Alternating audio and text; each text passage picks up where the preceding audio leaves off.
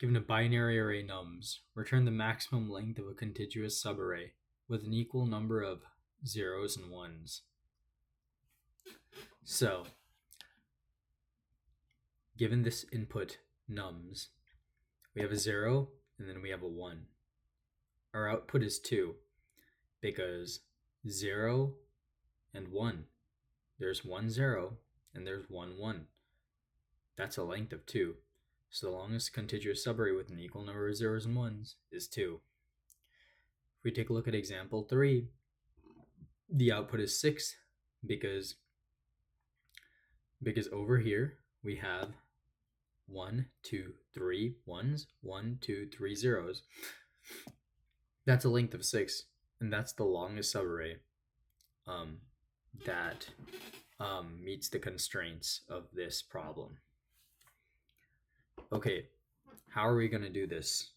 Well, we're going to use a prefix sum array, or not just any prefix sum array.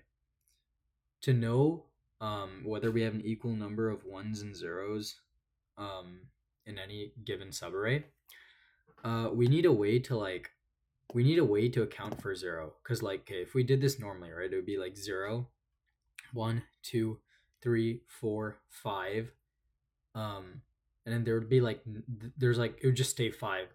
So this would be the same as this, right? Because the 0 adds nothing. So instead of a normal 0, we'll call that a -1. Every 0 is going to be replaced with a -1. So, and also our prefix sum array would already start with 0 before this, we even get to the input. There's always a given 0 beforehand. So that if we find 0 again, like for example in 0, 1, we have -1 and then we have 1. -1 plus 1 is 0. But the thing is, right, with this algorithm, once you find a number, every time for every iteration, you're going to look inside our hash map. We're going to create a hash map. And we're going to store every value and the index that it's at inside of the hash map. And then at every iteration, we're going to check and see if that value has already appeared in the hash map. So -1 and then +1 would be 0. Has 0 already appeared in the hash map? Yes, it has, because again, we'd put a 0 by default at the very beginning of every prefix sum array that we're going to make for these types of problems. To account for that. So example, -1, 0, 1, 2, 3, 4, 3, 2, 1. I mean, you get the idea. And we're going to check to see whether the number has already appeared. And if so, we're going to subtract at that index so we can get the index after that one to create the subarray. Okay, let's actually code this out. Okay, so we're going to have a max length. We're going to have a cur to keep track of everything. And we're going to have a scene hash map here for I in, I guess, the range of the length of nums, because we're going to need to keep track of index too, so we're going to need that. What we're going to do is if at nums of whatever's at I is equal to 0, we're going to have a -1. Or we're going to, cur is going to go down 1. Otherwise, cur is going to go up 1, right? Because there's only ones and zeros, so it'll just be a +1. Okay, cool. So we have that. Next part, right? So we're adding to cur. Now what? Okay, so now we want to now we're gonna want to calculate the max length. Okay, so if cur is already inside scene, I guess, with the default dict you can do that. With a normal dictionary, by the way, you'd have to do this dot keys. but I think we can just do this. It just looks cleaner too. If cur is already in scene, then max length is equal to the max of max length, and where we're at right now is I minus so where we're at minus scene of cur, right?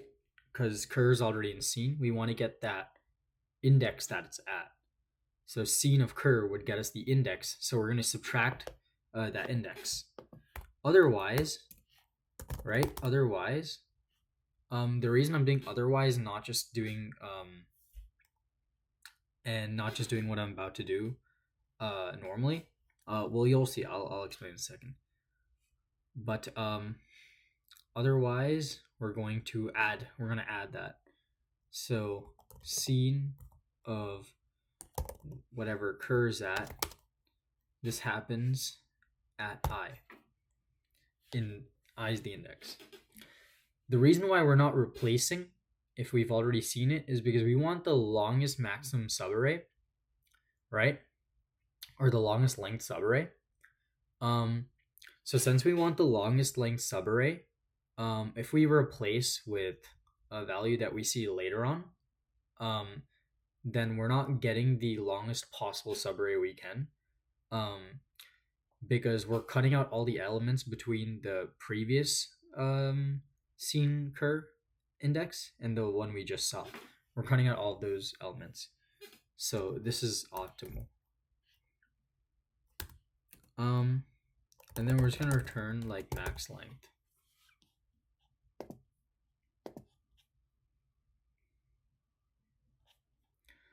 Okay, we got the wrong answer. Let's see why. We got 0.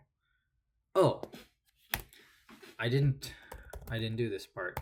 Scene of 0 is equal to -1. See, this is why you have to do the scene of 0 is equal to -1.